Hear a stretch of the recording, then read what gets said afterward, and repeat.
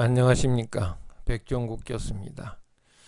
이제 이 시간에는 정치 과정에 있어서 일종의 그 해결책, 특히 한국 정치 과정에서 채택해야 될 중대한 해결책에 대해서 이제 생각을 하는 시간이 되겠습니다. 바로 협치의 등장이다, 이렇게 말할 수 있어요. 협치는 이제 주로 그 영어 거버넌스를 그냥 그대로 그 번역하기 힘들어서 거버넌스라고 쓰는 분들도 있습니다. 이렇게 거버넌스라고 쓰든지 아니면 뭐 나름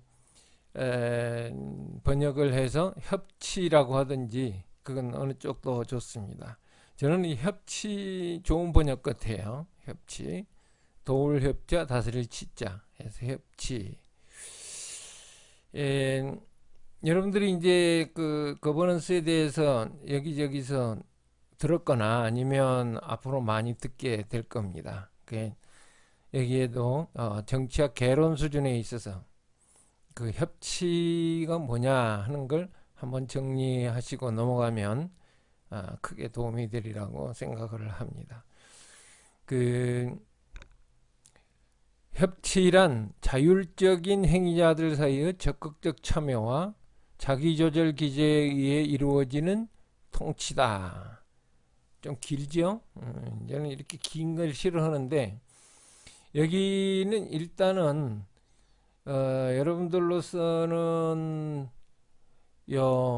자율적 행위자들 사이에 적극적 참여하고 자기 조절 기제, 메커니즘 좀 기제로 이렇게 번역을 하는데, 여기에다 핵심을 두면 되겠습니다. 그래서 여러분들이 뭐 너무 길면 짧게 좀 잘라서 그 정의를 해도 될 거고, 이건 이제 앞에 나타난 관료 정치 문제 해결책으로서 현재까지 등장한 것 중에는 가장 신뢰할 만한 내용이다, 이제 이렇게 되겠어요.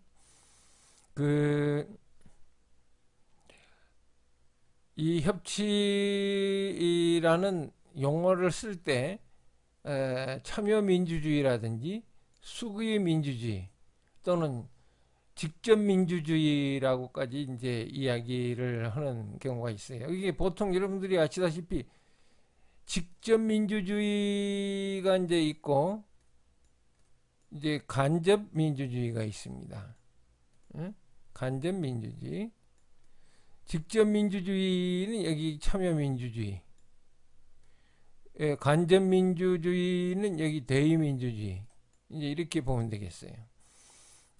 참여민주주의라는 건 뭐 영어로 이렇게 이제 쓰는데, 대표자의 선출뿐만 아니라 공공적 과제의 결정에 있어서도 시민적 참여를 강화하려는 민주주의다 하는 거죠. 그러니까 참여민주주의를 한다고 해서 고대 그리스 시절처럼 그렇게 직접 민주정을 한다고 생각하는 건 좀 오해예요. 그것은 사실 존 스튜어트 밀이 이야기를 했듯이 그 몇 가지 점에 있어서 좀 어렵습니다. 그래서 그 직접 민주정, 고대 그리스 시절의 직접 민주정이라는 것보다는 대표자의 선출은 그대로 인정을 하되 이제 공공적 과제의 결정에 있어서 시민적 참여를 강화하려는 것이다 라고 이해를 하는 것이 제일 좋겠어요.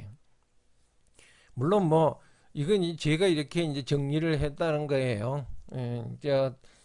뭐 참여민주주의, 수기민주주의, 대의민주주의 뭐 이런 개념들에 대해서 학자마다 다 의견이 다르기 때문에 여러분들은 거기에 있어서 조금 여유를 주시는 게 좋아요. 제가 이야기를 했지만 여러분들은 지금 정답이 여러 개인 세계로 들어와 있습니다. 그러니까 꼭 나를 가르친 백 교수의 견해만이 정답이고 다른 의견은 그것은 엉터리다, 이렇게 이야기 뭐 그렇게 생각하시지도 않겠지만 그렇게 생각을 했던 큰 오해입니다.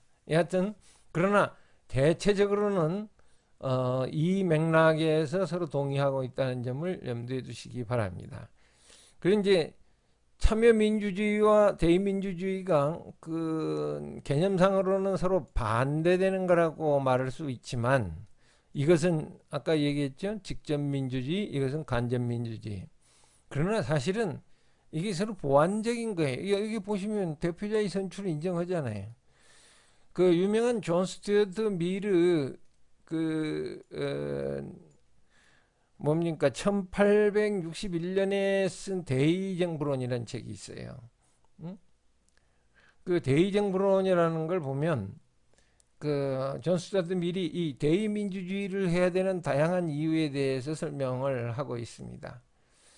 뭐 첫째로는 인구수가 많아졌다. 고대 그리스 시절처럼 뭐 몇천 명이 모여서 이렇게 하는 것이 아니고 뭐 또는 뭐 물론 그리스 인구는 뭐 수십만이었지만 실제로 그 투표권을 가지고 아고라에 모여서 그 투표를 하는 사람은 얼마 안 됐습니다.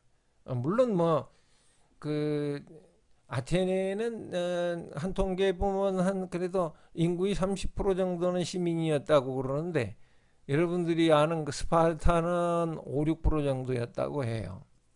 이것도 이제 학자들에 따라서 뭐 견해가 좀 다르니까 뭐 여하튼 그러나 대체적으로 스파르타는 귀족정에 가까웠고 이제 아테네가 민주정에 가까운 것이었다 이제 이렇게 말하고 있죠. 여하튼 몇천 명 모여서 하는 것은 얼마든지 직접 민주정이 가능한데 대한민국처럼 예를 들어서 5천만 민족이다 그러면 이게 뭐 모일 수도 없고 이거 뭐 어떻게 할 거예요. 일단 대의정부는 불가피하다. 또 두 번째로는 존 스튜어트 미르 입장에서 보면 통치는 이게 전문적인 식견이 좀 필요하다 이게. 이제 아주 뭐 기본적인 뭐 가정 내의 통치를 생각을 한다면 그거야 뭐 서로 상식 수준에서 엄마 아빠 또 자녀들까지 다 참여할 수 있겠죠. 그러나 앞에서 이제 그 관료제 이야기하면서 뭐 인사행정, 재무행정 수준으로 들어가면 이건 뭐 감당이 안 되죠. 그건 그쪽으로 아주 전문적으로 공부를 한 사람이나 이제 다룰 수 있는 것들이고 그래야 또 사실 옳고요. 뭐 아무것도 모르면서 이 저기 국회의 재정분과 들어와 가지고서는 엉뚱한 소리만 하는 사람들이 있어요. 그 뭐 어떤 예전에 그 어떤 여 국회의원님처럼 뭐 이 개념을 주로 몰라 가지고 뭐 하여튼 여러분들도 아실 테니까 이야기 않겠습니다. 여하튼 그런 그 지금 이제 일반 적인 그런 상식적 수준에 있어서 그 건전한 상식을 가진 사람이 대표자가 되는 것이 중요하지만 그러나 실제 통치에 있어서는 전문적인 식견을 가진 사람이 와야 된다는 거지. 합리적이고 전문적인 식견. 그리고 이제 세 번째는 그 이게 이제 존 스튜어트 밀이 굉장히 싫어하는 건데 다수결로 밀어붙이는 거. 그 이제 직접 민주정은 다수결 원칙 아니에요. 근데 존 스튜어트 밀이 그 1800년대에는 벌써 영국에서 다수가 누구예요? 노동자들 아니에요? 그러니까 그 노동자들이 그냥 그 노동 계급의 이익을 앞세워 가지고 그 영국을 통치하게 했다고 덤벼들면 어떻게 하냐 이게. 결국은 노동자들의 이익뿐만 아니라 그 기업주들의 이익 또는 종교의 이익 또는 무슨 뭐 예술가들의 이익 모든 것들을 다 포함할 수 있는 그 건전하고 합리적인 상식적인 체제를 이룩하려면 역시 그들의 대표자들을 민주적 방법으로 뽑아서 그들이 이제 의회에 모여서 논의를 할 수 있게 한다 이거지. 그것도 이제 사실 그것도 좀 복잡한 문제가 있어요. 무슨 소리냐 그러면 의회에 모인 사람들이 이제 국회의원들이 그 지역구 의견만 막 대변하면 어떻게 하냐 이게. 그러면 국가의 그 업무를 돌보는 건 누가 할 거냐 이게. 그래서 이제 밀은 그 뭐 1인 3표제 같은 걸 이제 주창하기도 했어요. 이제 우리 지금 지역구 의원과 비례 대표 의원이 이렇게 두 개를 뽑고 있잖아요. 예, 그러니까 그 비례대표제의 그 아이디어가 이제 밀한테서 나왔다 이렇게 이제 보시면 되겠어요. 여하튼 그 이 대의제 민주주의는 민주주의를 건전한 민주주의를 지향하는 데 있어서 상당히 그 좋은 방법이었다 이렇게 말할 수가 있어요. 그런데 그 이 대의민주주의가 실패로 돌아가고 있다는 것이 그 일반적인 개념입니다. 많은 학자들이 그렇게 이야기를 하는데 우선 그 대의민주주의가 그 저기 공동체성을 상실했다. 그러니까 그 통치 그룹에 들어있는 대표자들이 과연 그들을 뽑아줬던 유권자들과 일체감을 가지고 있느냐, 그들의 의사를 반영하고 있느냐, 그 실제로 해보니까 잘 안 되더라는 거 아니에요. 응? 여러분들 뭐 우리 대한민국 그 역사에 있어서도 뭐 몇 번이나 그런 사례들 드러나 있고 또 우리가 일반적으로 또 그 딜레마에 빠져 있는 거 아니에요? 국회의원을 뽑아서 우리 지역구를 대변하고 싶기는 한데 우선 뽑을 사람이 마땅치 않고 거기에 뭐 각 정당에서 이렇게 내놓은 사람들이 마음에 드는 사람이 없다 이게. 그런데 또 그 뽑을 때는 그렇게 선거 운동할 때는 그냥 땅바닥에 엎져서 그냥 절을 해가면서 굽신굽신 난리인데 막상 국회의원이 되고 나면은 알고 보니까 서울에 집 두고 저 지역구에는 내려오지도 않는다 이거지. 응? 그러니까 이게 무슨 그 이제 존 스튜어트 밀이 꿈꾸었던 그런 그 민주주의는 거리가 멀다 이게. 두 번째로는 대표의 실패. 이게 이제 대표의 실패의 문제는 사실은 이게 정당의 문제하고도 관계가 있어요. 이 대의민주주의를 하는 데 있어서 기본적으로 이제 대표자들을 뽑는 거다고 국회의원들을 뽑는 거다고 국회의원들이 자신들의 당을 조직하는 거다고 거의 같이 가고 있어요. 현실적으로. 그럼 뭐 여러 가지 이유가 있지 않겠어요. 우리나라에 보시면 뭐 무소속하고 그 이 정당에 있는 사람들은 누가 우세해요. 이게 지금 무소속은 얼마 안 되잖아요. 또 그 보면은 그렇게도 그 구조를 그렇게 해놨잖아요. 정당 쪽은 숫자에 따라서 그 국고 보조를 받는데 무소속은 뭐 땡전 한 푼 없는 거지. 그러니까 이게 이제 다 정당 정치를 꿈꾸는 사람들이 만들어 놓은 틀이에요. 그런데 사실 이게 참 허상인데 말이에요. 아직도 정당 정치에 그렇게 막 그 기대를 많이 하는 분들이 있어요. 그게 사실 일종의 착고 같은 건데, 정치적 착고 같은 건데, 여하튼 좋은 정당을 만들어서 건전한 정당 간의 경쟁으로 통치를 이끌어가자 하는 그런 그 이상은 좋은데 현실적으로 정당들이 그렇게 하냐 말이지. 그렇게 되지를 않았다는 거예요. 여하튼 이 자치의 한계를 자주 지적하기도 합니다. 그러니까 그 대의민주주의가 그 각각의 그 공동체들을 구성해 가지고 그 거기서 대표자들이 나타나고 그들이 모여서 또 작은 그 이 통치 공동체를 이루어가는 것이 가능하냐?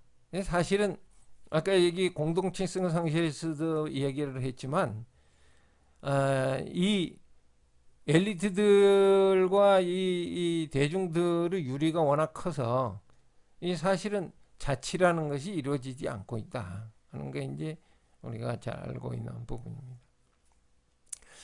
그런데 이제 사실은 이 대의민주주의의 실패 대신으로 참여민주주의를 어떻게 할 수 있겠느냐 하는 데 대해서 사실은 그 굉장히 중대한 변화가 나타나기 시작을 했어요. 그건 그 중대한 변화는 바로 기술의 변화입니다. 기술. 통신 기술의 발달. 요새는 또 SNS라고 그러죠. SNS의 발달.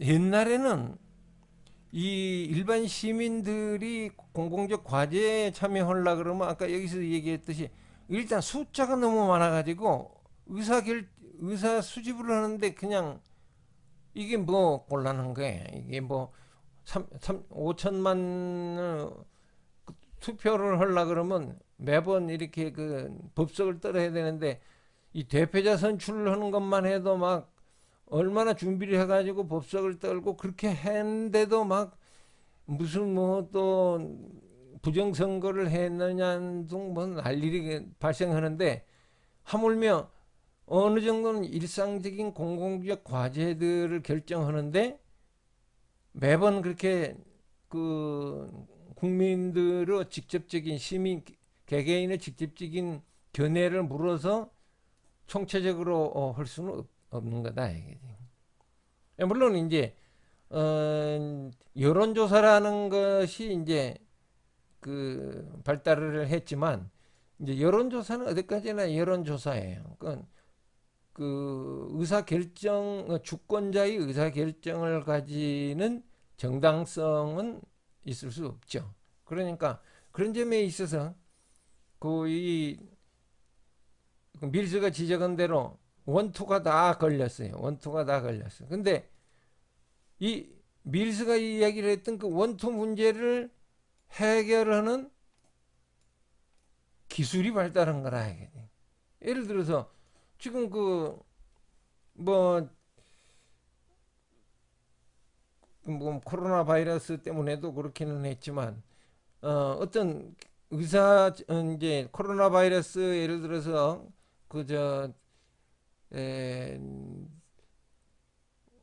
뭡니까 뭐 생활 방역으로 넘어갑시다 하는 걸 국민들 전체하고 이제 투표를 하려고 한다고 해도 옛날 같으면 상상을 못했죠. 그 여론조사 정도로 해야 되는데 지금은 5천만 다 직접 할 수 있어요. 왜 그러면 대한민국 국민치고 시민 이제 투표권 있는 18세 이상 국민들 치고 휴대폰 안 가진 사람이 거의 없다. 그러니까 앱 하나만 딱 공유시키고 거기다가 찬성 반대 눌러주세요. 그러면 그냥 끝이야 그냥. 야, 참 이런 시대가 됐어요. 그러니까 대의제 민주주의가 불가피했다고 이야기했을 때에 밀스가 이야기했던 원투가 해결이 됐다는 건 그 말은 다른 말로 말하자면 이 그리스 스타일과는 다르지만 참여 민주주의가 가능한 시대가 됐다 하는 것을 이야기를 할 수 있습니다. 참여 민주주의가 가능해지고 있다는 것을 생각을 한다면 이제 그러면 뭐 옛날 스타일로 뭐 주민투표를 뭐 해야 된다. 주민 소환제를 실시해야 된다. 그런 건 아직 이거 하지도 않잖아요. 국회의원은. 또 주민 발안 제도를 해야 된다. 이것도 지금 뭐 그 원포인트 개헌안 뭐 어쩌고 하면서 하자고 해놓고는 지금 하지도 않죠. 응? 개헌이라는 문제에 걸려가지고 여하튼 그 이처럼 이제 거대 담론은 이게 그 이 정당들의 이익하고 지금 붙여 있거든요. 처음에 정당 누구 뭐 태어나서부터 정당인 사람이 어디가 있어요. 이제 정치에 관심을 가지고 거기에 정치 참여하다가 보니까 정당 구조에 참여하는 것이 이익이다 싶어서 정당을 하는데 그러다가 보니까 이제 매개의 변증법이 나타나 가지고 국민들의 의사보다 국민들의 그 이 복지보다는 정당의 복지를 더 관심을 가지는 이제 걸로 변해가는 거죠. 그야말로 대표의 실패, 전형적인 대표의 실패가 나타나는 거지. 그런데 이제 문제는 뭐냐?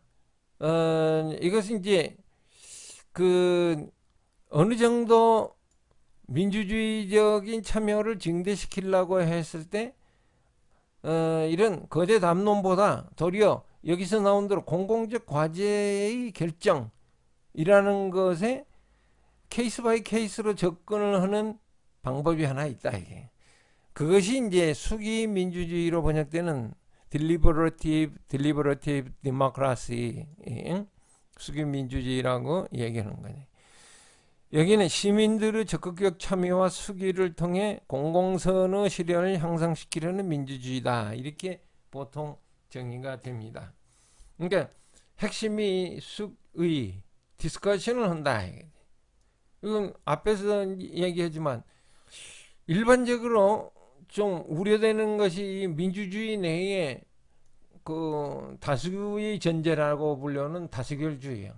무조건 다수가 원하는 대로 해야 된다라고만 생각하면 굉장히 독단적인 사고가 될 수가 있어요. 왜? 민주주의의 사실은 다른 원칙이 하나가 뭐였죠? 소수의 보호 아니야? 소수의 보호. 그러면 다수결주의를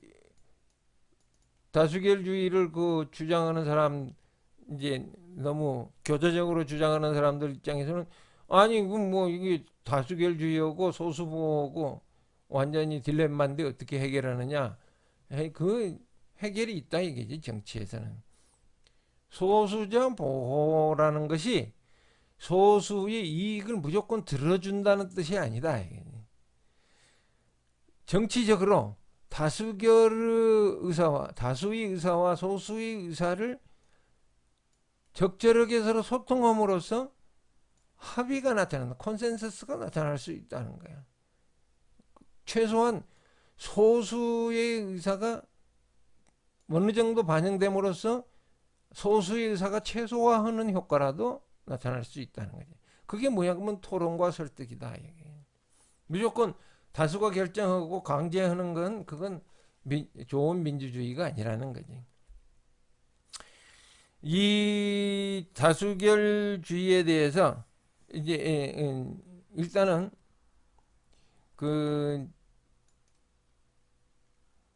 이 수기 민주주의에 대해서 밑에 효과 문제가 있으니까 이제 여기까지 이 개념까지 다 이야기하고 또 이야기를 합시다. 그러면 시민단체라는 것이 있어요. 그러니까 시민단체는 정당은 시민단체가 아니에요. 왜? 시민단체는 공적 이익을 위해 결성된 시민들의 조직이니까. 여기 핵심이 공적 이익이에요. 그러니까 사적 이익을 위해서 결성이 됐다 그러면은 그것은 벌써 여기서 사적 이익은 그 조직 그 자체의 이익도 있는 거예요. 그러니까 정당은 시민단체가 아니겠지. 정당은 뭐야? 그 정당이 권력을 잡고자 하는 목적을 가지고 있기 때문에 그것은 정치 조직이지 시민단체가 아니다. 시민단체 이제 그가 될 수 있느냐 없느냐 하는 건 이게 상당히 미묘한 부분을 가진 조직들이 있어요. 예를 들면 노조. 노동조합이 시민단체가 될 수 있느냐? 노동조합의 목적은 뭐예요? 노동자의 이익이지. 그러니까 공적 이익은 아니잖아. 그러니까 노동자가 자본가의 이익을 위해서도 힘쓸 수 있나? 그건 안 된다 이거지. 그러니까 그런 의미에서 노동조합은 시민단체가 될 수 없어요. 그런데 한국의 경우에는 노동조합들이 시민단체 역할을 많이 했고 또 시민단체의 주요 구성원으로 돼 있었어요. 왜?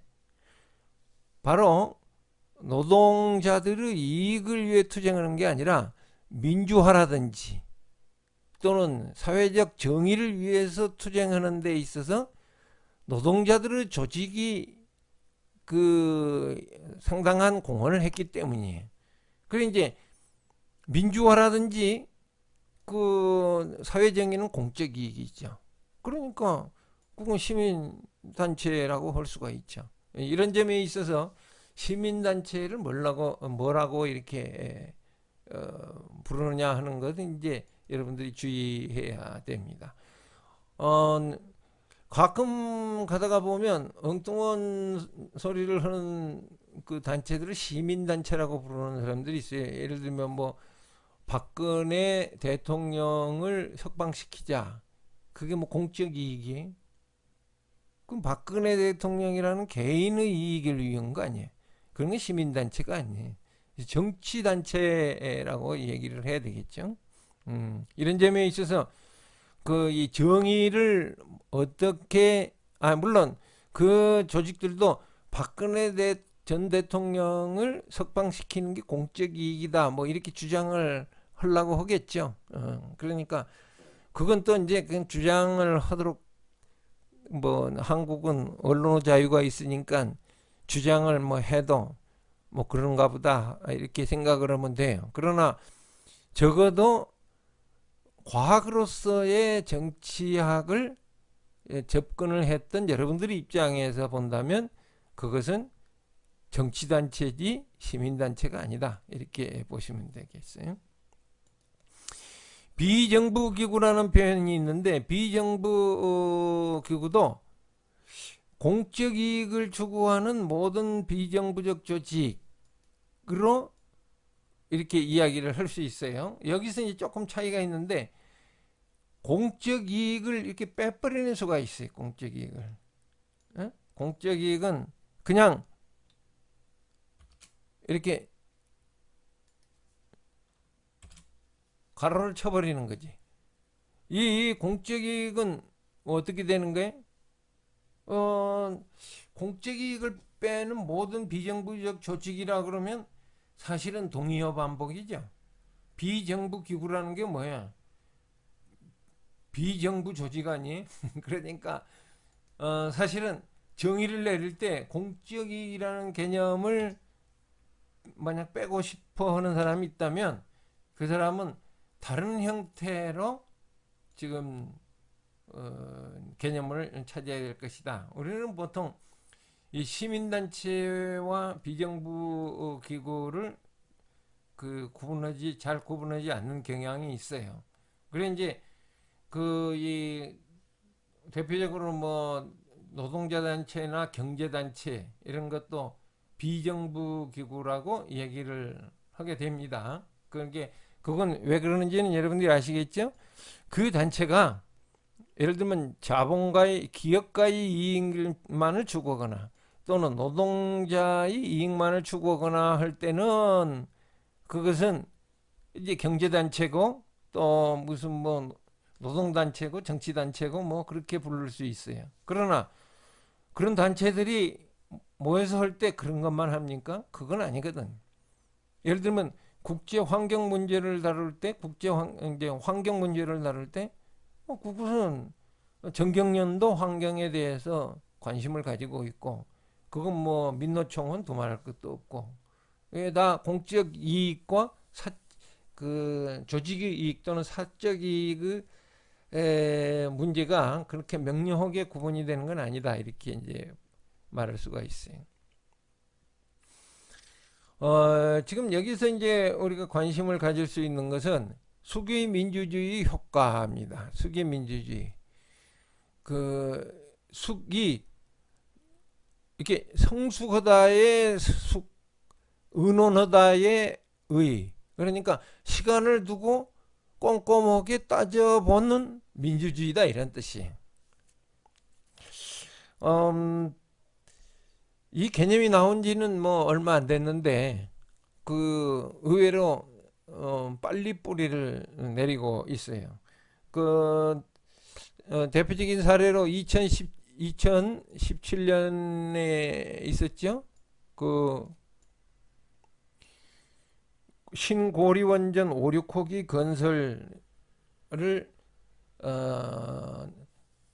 일단은 중단했었는데 재개할 것이냐 아니면은 계속 중단할 것이냐 하는 것을 다루는 문제가 나타났습니다. 그게 이제 탈원전은 원래 이제 그 문재인 정부의 공약이었으니까 그 당시에 건설 중이던 신고리 5, 6호기를 이거 어떻게 할 거냐 하는데 상당히 그 갈등이 있었죠. 왜냐하면 지금 건설하다가 중단하면은 막대한 그 비용이 이제 사라지는 거고 또 요것을 계속 그러면 돈이 아까워서 계속 하자고 하니 탈원전의 추세에 어긋나고 이걸 어떻게 했으면 좋겠느냐 하는 것에 대해서 이제 문재인 정부가 또 공약이 뭐였었죠? 공론화를 하겠다는 거였었어요. 그러니까 수기민주주의 또는 참여민주주의로 이 문제를 풀어보겠다고 한 거였지. 그래서 이제 국무총리실 산하에 그 신고리 원전 5, 6호기 문제에 대한 공론화위원회를 이제 정식으로 결성을 한 거죠. 그래가지고 그 뭐 여러 가지 이제 몇 가지 절차를 뽑았는데 그 중에 제일 하이라이트가 471명으로 구성된 이제 그 뭡니까 시민 참여단을 만들어 본 거예요. 이제 전국에서 신청을 받아가지고 관심이 있는 사람 뭐 2만 얼마인가 신청을 했어요. 그래서 거기서 이제 그 추첨으로 완전히 뭐 잘못하면 또 이제 정부 쪽 견해만 지지하는 사람만 뽑았다 이런 그 저기 말을 들으면 안 되잖아요. 그러니까 그냥 그 객관적인 여론조사 기구에다가 맡겨가지고 완전 랜덤으로 무작위로 해서 이제 처음에는 480명을 했다고 하던가 그랬는데 나중에 이제 뭐 이래저래 빠지고 471명이 남았는데 이 471명이 이제 어떻게 했느냐 그러면 그 전문가들의 의견도 들어보고 뭐 또 뭐 여론조사 결과도 보고 뭐 그러면서 2박 3일로 또 합숙 훈련을 하면서 이제 그 토론을 했다는 거예요. 그것을 이제 재밌는 것은 그 토론하기 전하고 토론하기 후하고 이제 상당히 달랐다는 거 아니에요. 일단은 그래서 그 토론회에서 나온 결과를 가지고 이제 정책 제안으로 이제 정부에 제안을 했고 정부는 그걸 이제 또 정부가 안 받아주면 이 말짱 헛거 아니에요. 이게 정부가 근데 받아줘야 공론화위원회의 공론화가 가능한 거지. 이걸 잘해야 되는데 저 제주도는 이상한 짓을 했더라고. 이게 실컷 공론화위원회를 만들어서 공론화를 해놓고 지사가 채택을 않겠다 그래 버렸더라고. 여하튼 그런 건 그 이제 자기 파멸적인 거지 사실. 그 문재인 정부는 이제 일단 이걸 받았는데 그 내용을 이제 그 보도하는 것을 제가 보니까 재밌었어요. 일단 이게 몇 가지 특징이 있는데 우선 처음에 이 분들이 471명이 모여가지고 조사했을 때 재개할 거냐 중단할 거냐 모르겠다 이렇게 세 개를 물었지 않았을까요? 그런데 그 재개하겠다고 하는 거는 모르겠다고 하는 게 특히 모르겠다가 어떻게 되었느냐 그러면 그 36%였었다는 거예요. 36% 처음에. 그런데 마지막에 이제 그 정책 제안 그 결정할 때 최종 결정할 때 수기 후에는 이게 3%가 됐다는 거예요. 그러니까 뭐예요? 이 일상적으로 우리가 그냥 여론조사 기관에서 나오는 걸 해갖고 하면 모르겠다 이 36%가 일반적이다 이게. 그런데 2박 3일간의 논의와 각종 정보와 전문가들의 견해들을 들어본 결과 입장이 생겼는데 그래서 모르겠다고 답변하는 사람은 3%로 아주 급속이 적어졌다 이런 거지. 그래가지고 또 하나 재밌는 건 결과에 대해서 승복을 할 거냐. 그러니까 이제 마지막에 이제 한 거죠. 결과에 대해서 승복을 하겠다는 사람 수이 93%가 됐다. 와, 이게 어메이징 한 거예요. 물론 여기서 결론은 어떻게 돼 있냐 그러면 그 공사를 재개하는 걸로 결론이 났는데 그 결론 자체가 그렇게 격차가 심한 건 아니었어요. 50% 약간 해서 이제 재개하자는 거고, 그 다음에 계속 중단해야 된다는 게 40 몇 프로에서 뭐 15, 6% 정도 차이가 났었던 걸로 기억이 돼요. 그런데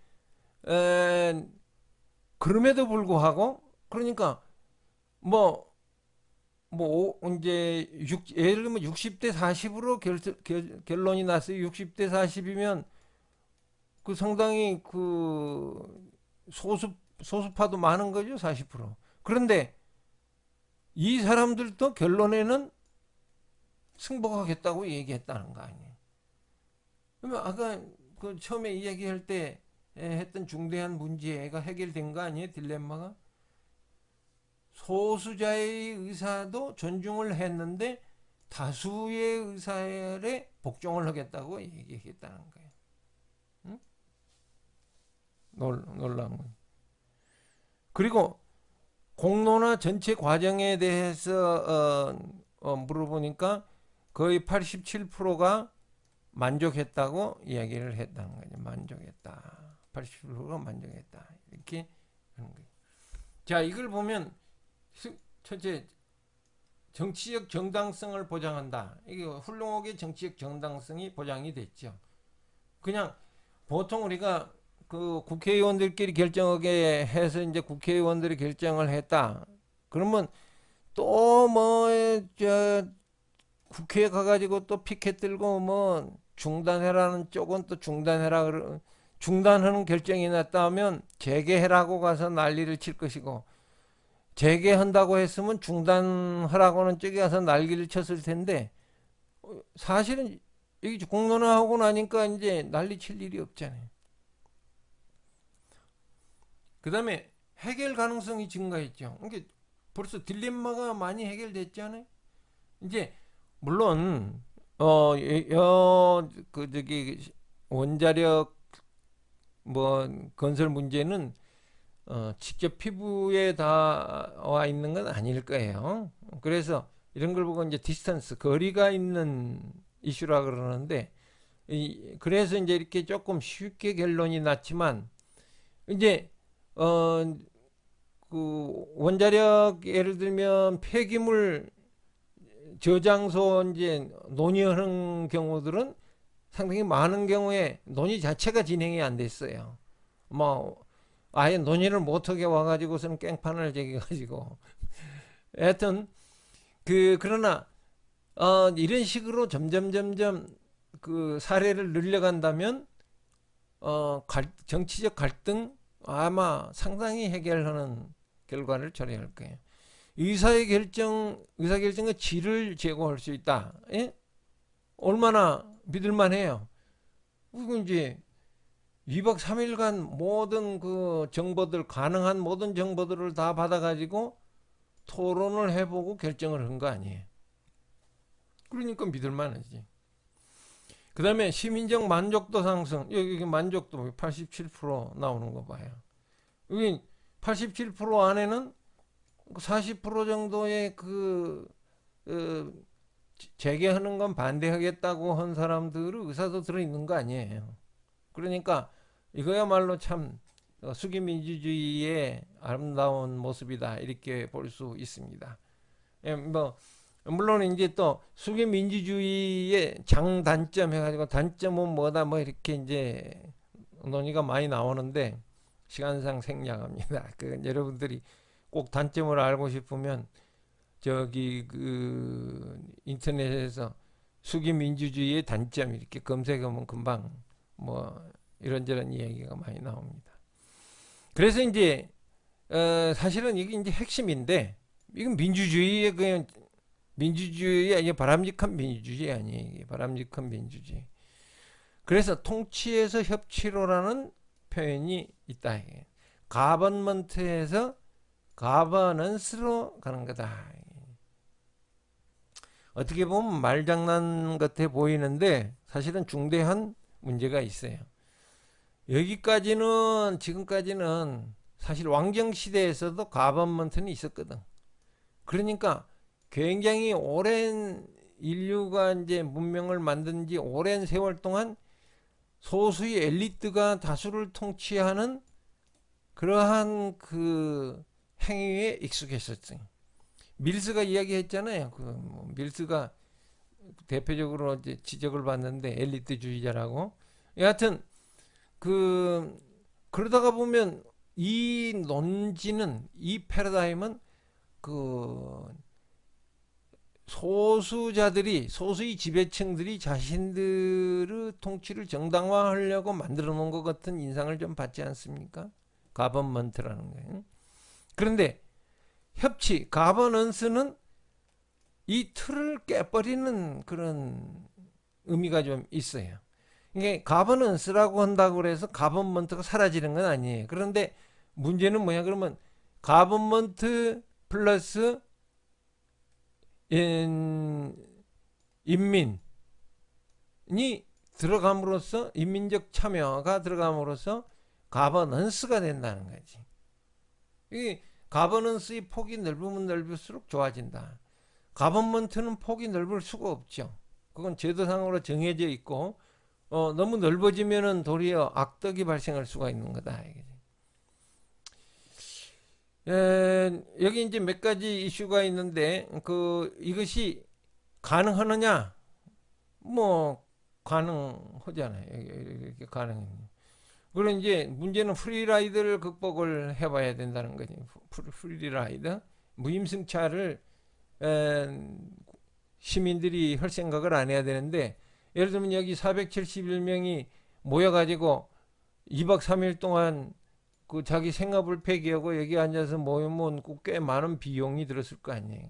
그렇다고 해서 뭐 이분들에게 무슨 뭐 금전적 보상이 가는 것도 아니고 이분들은 여하튼 여기 참여했다는 그 보람만 있는 거지. 그 다음에 이제 그러니까 적어도 우리가 민주시민이 되려면 이 정치적 참여를 하는데 드는 비용은 감수를 좀 해야 된다. 예를 들면 투표로 가는데 드는 비용, 또 이 수기 민주주의를 하기 위해서 드는 시간과 공간의 비용, 최소한 무슨 토론회를 청취하는 토론회를 텔레비전으로 청취하는 그 시간만큼이라도 투입을 해야 되는 거예요. 그 토론회를 이제 하는데 시민들이 토론회를 안 봐요. 그러면 그게 이제 다 여론조사 기관에서 이제 팔로우업을 하거든. 저번에 뭐 100번 토론은 뭐 시청자의 뭐 5.3%가 봤다. 뭐 그러면 정치인들이 거기에 왜 관심을 갖겠어? 토론에 별로 관심 안 가질 거예요. 뭐 그런 거 해봤자 애쓰고 가서 뭐 공부해서 해봤자 시민들이 보지도 않더라. 그런데 뭐 25%가 청취를 했다. 우와, 이거 뭐 공전제로의 성공이. 예? 그러면 거기 이제 길을 쓰고 나가려고 할 것이고 정치인들도 또 나갈 때 다수 시민들의 구미에 딱 맞는 것을 준비하려고 고생도 하고 뭐 연구도 할 거 아니에요. 정치라는 것은 이제 누군가가 어느 정도의 코스트는 지불을 해야 되는 거예요.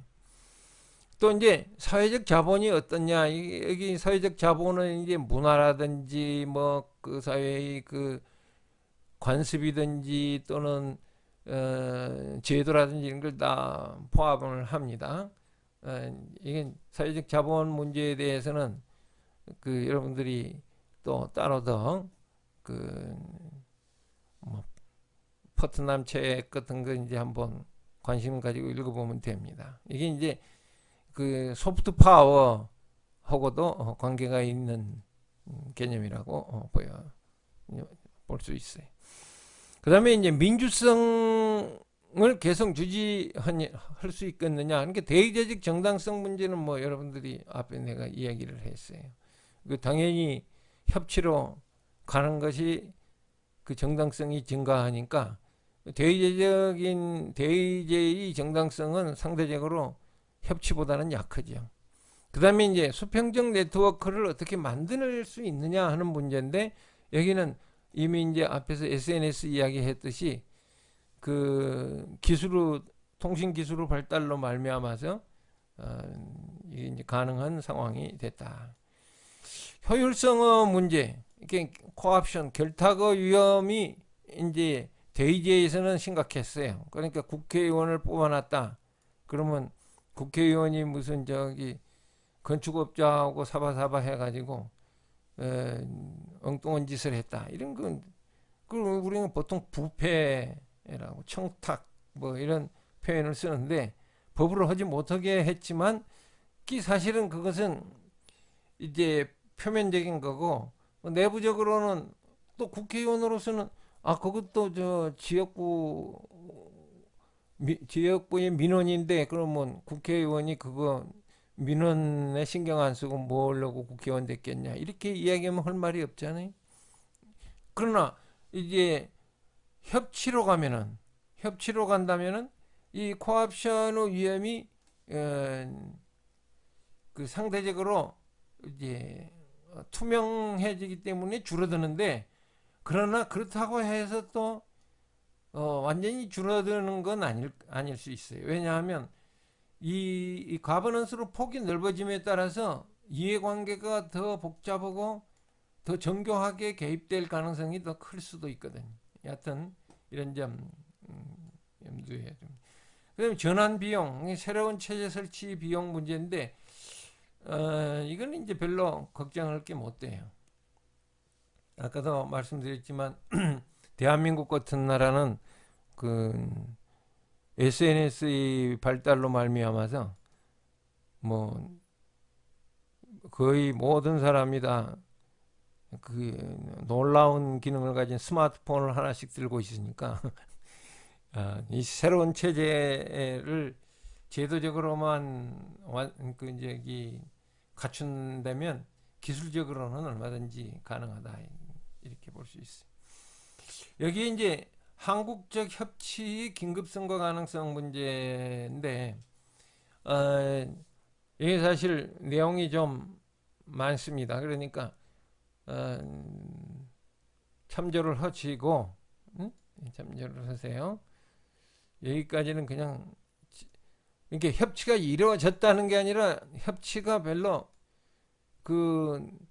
협치할 수 있는 기틀이 있음에도 불구하고 협치를 없었다 이렇게 이제 말할 수 있죠. 여기서부터가 이제 우리가 주 관심사인데 지체된 민주화, 그러니까 군사독재의 후유증과 재벌 육성으로 위한 양극화 발생이 왜 우리가 협치를 해야 되는가 하는 문제를 강력히 요구하고 있는데, 또 다른 측면으로는 협치 가능성의 발목을 잡고 있는 거다, 이렇게 볼 수 있어요. 그 중에 특히 군사독재 후유증이 이게 아주 심각하죠. 군사독재는 지금까지 그 정치를 잡으면 무조건 그 강제적으로 그 통치자가 원하는 걸 해야만 그게 정치다, 이렇게 이제 생각을 해왔고, 또 거기에 다 익숙해 있고, 심지어 거기에 무분별하게 추종하는 그런 문화가 발생하기도 했습니다. 군사 독재가 더 좋다, 뭐 우리는 나라를 말아먹어도 군사 독재 좋아, 뭐 이런 말을 서슴없이 할 수 있는 하는 그런 계층이 아직도 있다, 이거니. 이런 걸 보고 여러분들이 아시겠지만 스톡홀름 증후군이라고 그러잖아요. 그러니까 그 은행 그 강도들에게 납치를 당했는데, 나중에는 자기들을 납치한 은행 강도 편을 드는 그런 증상이지. 그럼 앞으로 새로운 미래에는 어떻게 해야 되느냐? 정부, 재벌, 시민단체의 협치, 이게 가장 현실적이다, 이게. 그래서 경제민주화의 핵심은 뭐예요? 양극화의 해소인데, 이것을 추구하는 것이 지금 가장 우리에 있어서 긴급하고 가능한 핵심 요인이다, 이렇게 보면 되겠어요. 이게 이제 제가 그린 건데, 사실 이렇게 그리면은 좀 섭섭해하는 분들이 있어요. 특히 예를 들어서 재벌을 여기 그대로 둔다, 재벌을 해소해야 될 거 아니냐, 이 사실은 좀 오해가 있어요. 국제 자본주의는 다 재벌들을 키우고 있어요. 미국도 그렇고 뭐 다 그래요. 뭐 스웨덴 같은데 더 심하잖아요. 스웨덴은 발렌베리 그룹이 뭐 GDP 40% 가까이를 장악하고 있다는 거 아니에요. 그 이제 왜 그렇게 되냐 그러면, 사실은 이게 그냥 재벌이라는 컨셉으로 접근을 할 게 아니라 내셔널 챔피언, 응? 내셔널 챔피언으로, 그러니까 민족 주력 기업이라는 관점으로 접근을 해야 된다는 거지. 그리고 핵심은 사실 주력 기업이 가진 독점의 문제가 핵심이 아니고, 그 독점적 기업은 민주성이 문제다, 이런 이야기예요. 그러니까 사실 신자유주의자들이 재벌을 옹호하는 건 정말 웃기는 일이거든. 왜? 아니, 자유주의의 핵심은 경쟁인데 그 재벌들의 특징은 뭐야? 독점 아니에요. 그러니까 어떻게 재벌을 지지해요, 신자유주의가. 그런데 한국에서는 뭐 본인이 그런 말도 안 되는 행동들을 하고 있거든. 그런데 이제 제 경우를 이제 민족주의 패러다임이라고 그러는데, 민족주의적 패러다임으로 보면, 물론 사회주의 패러다임으로 봐도 재벌 이건 말이 안 되지. 무슨 소리냐면 재벌 기업은 노동자들의 잉여 가치를 착취해 가지고 생존하는 건데, 그것이 특히 재벌이 됐다는 것은 얼마나 많이 착취를 했겠냐, 이제 이렇게 나오겠죠. 그러나 민족주의 입장에서 보면 이 재벌은 민족 공동체의 경제를 이끌어가는 하나의 바퀴에 불과하다, 이렇게 보는 거예요. 그래서 재벌이 가진 뭐 독점이 문제일 수도 있고, 재벌이 가진 뭐 규정성, 뭐 재벌은 무슨 뭐 지저분한 그런 스캔들이 문제일 수도 있지만, 그보다 더 중요한 건 이 재벌을 통해서 국민들이 얼마나 이익을 얻을 수 있느냐 하는 거예요. 더군다나 국제 그 아주 강력한 그 국제 경쟁에 있어서 중소기업들이 이 국제 경쟁을 극복하고 그 국가 이익을 구현할 수 있느냐, 민족적 이익을 구현할 수 있느냐 하는 질문이지. 그게 안 되니까 다들 그 선진국들도 다 그 재벌 체제로 가는 거 아니에요. 여하튼 핵심은 민주화에 있지 이게 재벌이냐 뭐 정부냐 이런 것이 있는 건 아니다는 점이에요. 그런데 사실은 지금까지는 왜 문제였냐 그러면 정부와 재벌밖에 없었어. 그래서 정부와 재벌이 서로 쌍두마차를 해가지고 그 끌어왔는데 이게 특히 군사 독재 정부에서는 이 두 개가 했었지. 핵심이었지. 끌어왔는데 정부를 지지하려니 독재 정부가 되고 재벌을 지지하려더니 경제적 독점이 되고 이게 뭐 곤란한 거다 이게. 이게 두 개 다 어느 누군가가 그 쪼그라드는 순간 이래도 민주화가 안 되고 저래도 민주화가 안 되는 거예요.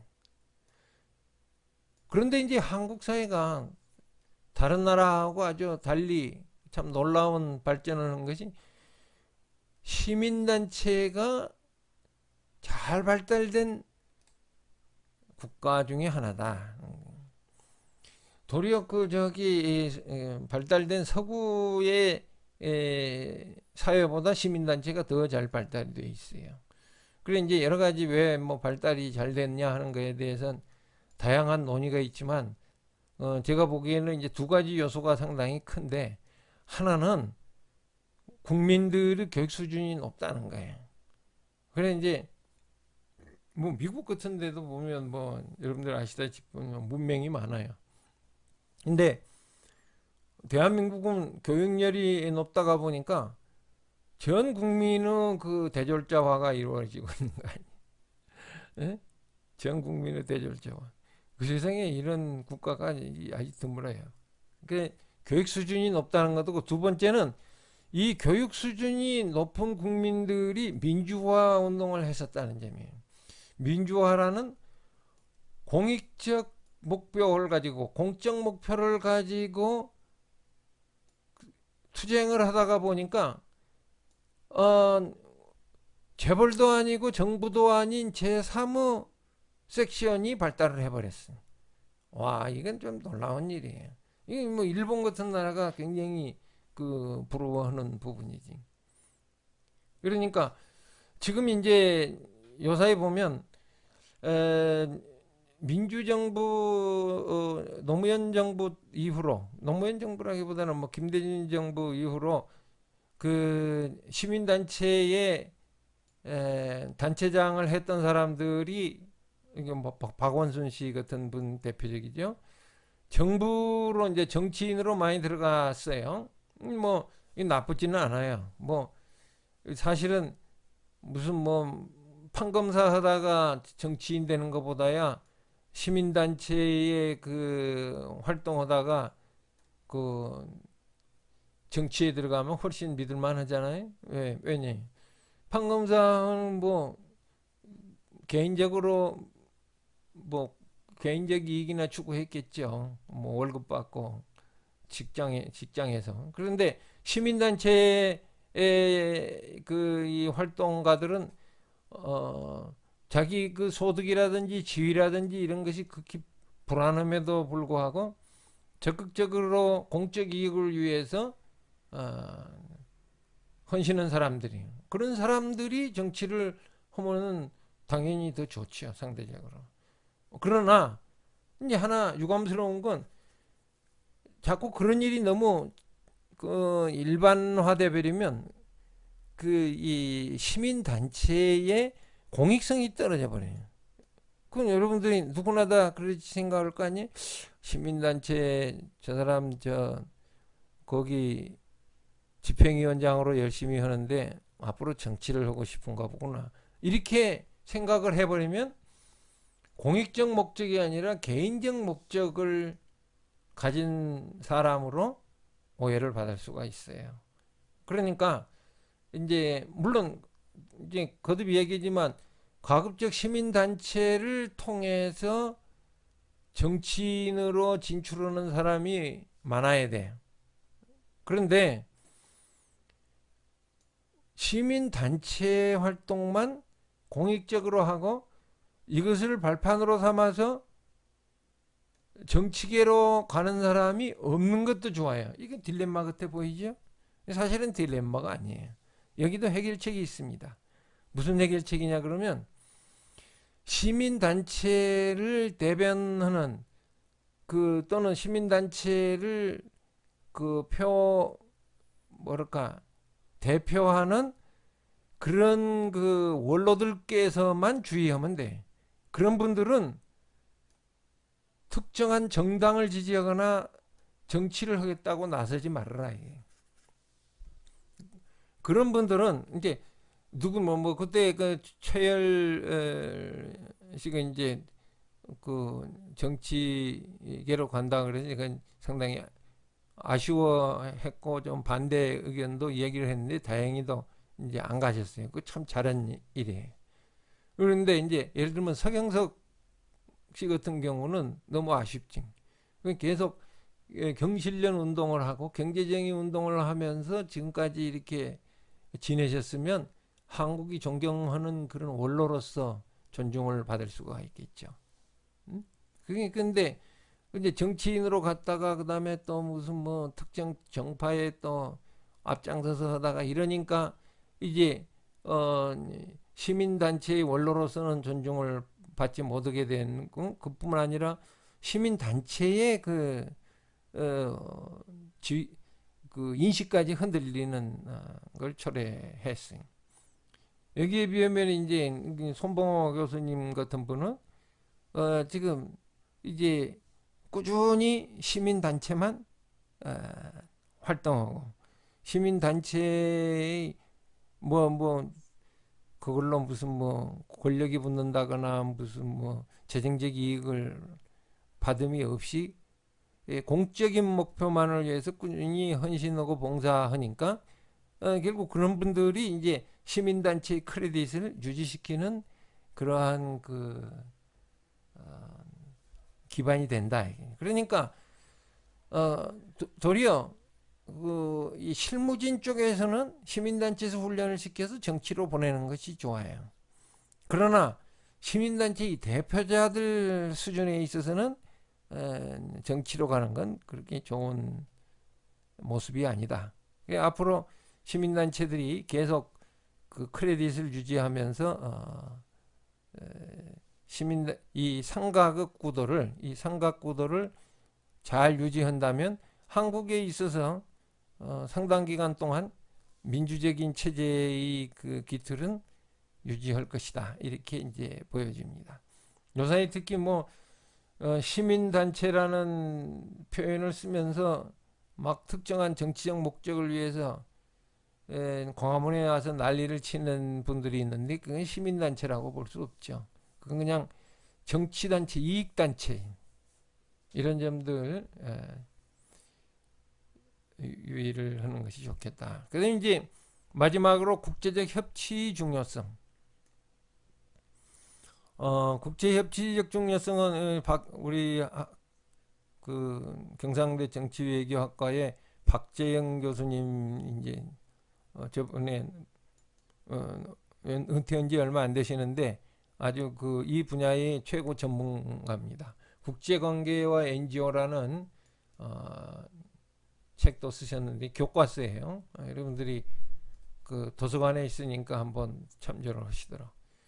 여기 이제 뒤에 이야기를 할 테니까 간단하게 소개만 하면 협치라는 것이 요 그림은 국내적 협치. 이게 대한민국 안에 있어서의 특정한 시대에 나타나는 국내적 협치인데 이제 이 외부에서 이제 국제적인 협치도 해야 되는 필요성이 등장을 했다. 특히 무역이라든지 환경 문제에 있어서는 당연히 국제적인 협치를 하는데 적극적으로 나서야 된다는 거죠. 그러니까 그 국제적인 협치를 한다는 게 뭐예요? 예전에는 정부 대 정부, 예? 또는 그 기업 대 기업에만, 기업 대 기업, 정부 대 정부만, 기업과 정부가 주로 무역의 주체였어요. 그런데 지금은 누구도 같이 개입한다고요? 시민단체도 같이 참여한다. 시민단체가 전방위적으로 영향을 미치고 있다. 그럴 수밖에 없는 것이 그 무역이라든지 환경을 다루는 데 있어서 그 각 국을 대표했던 기업이나 또는 시장 메커니즘을 대표한 그러한 그 기업들의 이익만 다루기에는 이게 너무 중대해졌다는 점이에요. 이게 이제 이것이 역으로 국제관계 변화의 역동성을 불러일으키고 있습니다. 그 다음에 이제 또 국제기구와 국제사법활동도 증가하고 있어요. 이제 그럴 수밖에 없겠죠.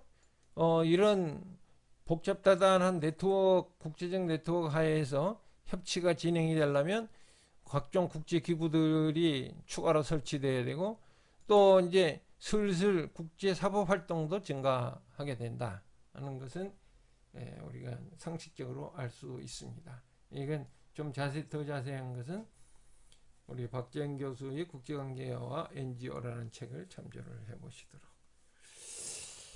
여기까지 이제 협치 등장을 말씀을 드렸어요.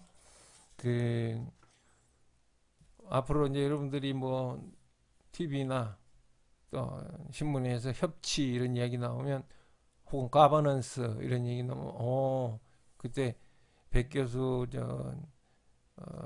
정치학 개론 시간에 내가 협치에 대해서 조금 들었지. 그리고 이렇게 한번 또 그 여러분들이 이제 다운받은 강의 노트를 한번 보면서 다시 가닥을 잡아가기 바랍니다. 이런 주제들은 말이죠.